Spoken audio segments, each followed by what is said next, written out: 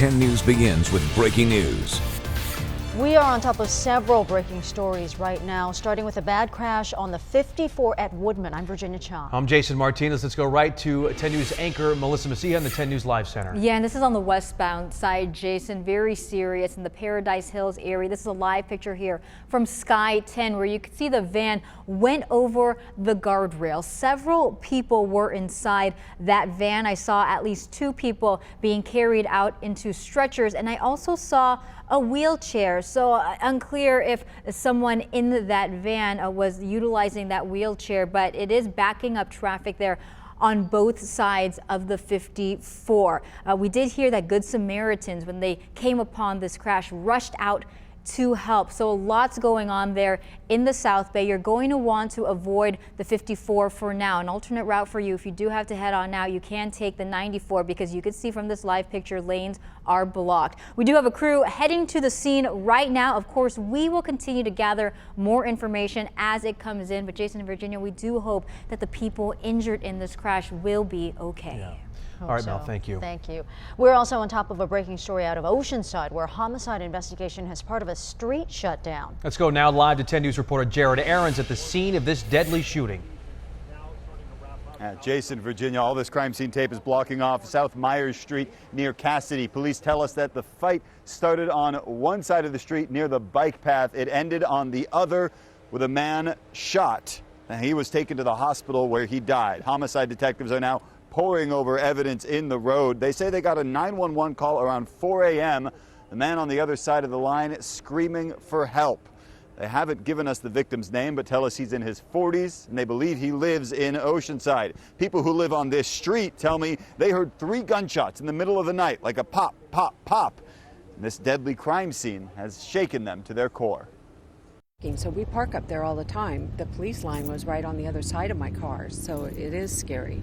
And because my daughter leaves in the dark, it's frightening. She left right after it happened.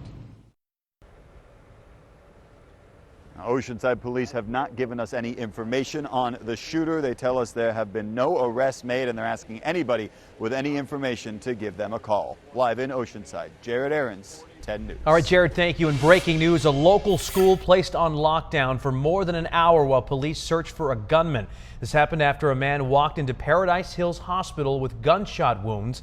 The shooting happened not far from Pacific View Leadership Elementary School.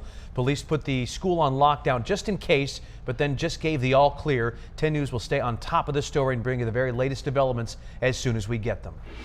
Happening now, deputies are keeping an eye on Ramona High School. Parents received word of a possible threat against the campus, and more than half the students didn't show up today. 10 News reporter Mimi Alcala shows us what precautions they're taking. In an email sent to parents Thursday, the principal says that these rumors are just that, unsubstantiated rumors, and that there's reason to believe that the campus is safe for all. But word of the possible shooting threat got around quickly here at Ramona High Thursday. I'm worried, actually, I'm sure I'm shaking right now. Juan Gabriel dropped his kids off to school early Friday, but left feeling unsure of his decision. Students tell me the threat was that someone was going to shoot up the school on Friday, leaving some students worried, but others not taking it so seriously. The school says they looked into the allegations and decided there wasn't a credible threat. One employee tells us she only had 3 students in her class this morning, and if she were to guess, she'd say at least 80% of students didn't show up. Ultimately, though, the decision was left up to parents about whether or not they should send their kids. Ismael Alejandre says one of his teens came to school today while the other chose not to. He says he appreciates the school warning the parents, but that parents weren't notified of the proof that the threat wasn't real. So you're just taking their word for it? Yeah. Just hoping for the best? Yeah, hoping for the best. And the kids need to continue their life. They cannot stop because somebody threatened. Now, it's still unclear to us how the rumor first surfaced. Now, coming up at 11:30, we'll hear from some students who decided to come to school today and some parents who decided to keep their kids home. Reporting in Ramona, Mimi Alcala, 10 News. New today, President Trump talking to a friendly audience at the Conservative Political Action Conference. ABC's Maggie Rulli has his new message about his presidency. President Trump's talking up his victory, taking center stage at CPAC. A win like nobody has ever seen before. Where this year is looking a whole lot different than 2016. He was told there were conservatives that were going to be here. Republicans hammering at then-candidate Trump. Now, President Trump has ushered in a wave of Republican control in Washington, pushing his conservative agenda and attacking the media. A few days ago, I called the fake news the enemy of the people, and they are. They are the enemy of the people. Because they have no sources, they just make them up when there are none. This after new reports that the Trump administration tried to pressure the FBI to dispute stories claiming his administration communicated with Russia during his campaign. And in a tweet this morning, President Trump challenges the FBI to find the leakers. The White House says Chief of Staff Reince Priebus did talk to the FBI, but reports of pressure are overblown. This as the president vows to counter Russia's slightly larger nuclear program, renewing his call to expand America's arsenal. Bigger and better and stronger than ever before, and hopefully we'll never have to use it, but nobody's going to mess with us, folks. Nobody. In his speech today, President Trump also talks up his campaign promises, saying they've already taken action to begin construction on a border wall and to repeal and replace Obamacare. Maggie Rulli, ABC News, Washington. President Trump also said this morning he will make a budget request for one of the greatest military buildups in American history. What do you think about that? We invite you to join the conversation on our ABC 10 News Facebook page. Happening today, the Bonita Vista High School music teacher who had a sexual relationship with a student will be sentenced. Jason Mangan admitted to molesting one of his students over several years. 10 News spoke exclusively to the student last month. He knew I was infatuated with him, and he started to reciprocate those feelings and started to imply that no one else is going to understand our love and that I have to keep this a secret. Now, the student says the relationship started in 2008 and turned sexual 2 years later. His family is suing the Sweetwater Union High School District. They say that they reported it to the principal and nothing was done.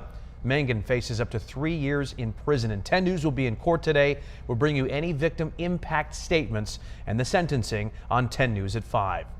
Our Team 10 investigators did build a database for parents to see which teachers have been placed and displaced in San Diego County and across the state. The list shows about a year's worth of people disciplined by the commission that's in charge of credentialing teachers. You can find that information on our website, 10news.com. Some new information here. Police in San Diego and Escondido need your help to solve a series of gas station robberies that happened off the 15 freeway. Just hours ago, police gave us these pictures of two men they say used 2 shotguns and a pistol to rob convenience stores and gas stations in Rancho Bernardo, Escondido, Miramar, and Grantville.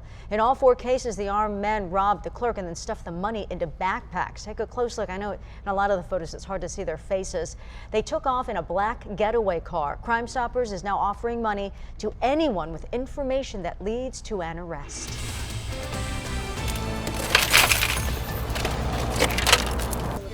The sounds of sweeping shattered glass in Sherman Heights. Somebody with a BB gun shot car windows and hit a woman in the leg this morning.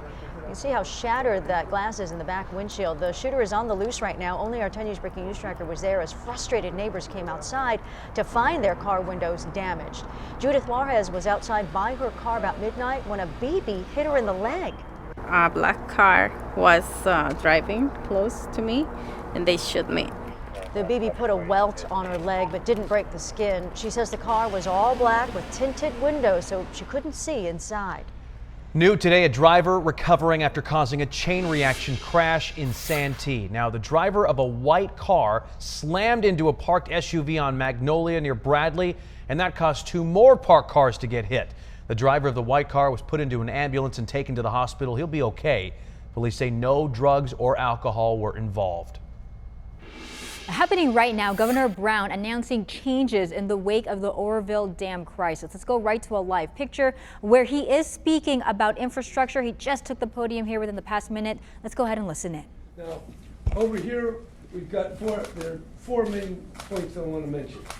First of all, we got to take care of flood control and emergency response. That's a total of $387 billion. We put $50 million right out of the state general fund. The second thing I want to do, require action plans. And he's talking about money needed in order to keep everyone safe. Now, the governor did make an unannounced visit to the dam yesterday. You can see he is back in Sacramento. Now, this just started here a couple minutes ago. We will follow it and bring you any updates here in the 10 News Live Center. I'm Melissa Masiha. Jason, back to you. Thank you, Mel. Happening now, flood victims are rushing to clear debris out of their homes before even more rain arrives.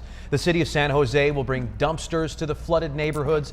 Some families lost everything.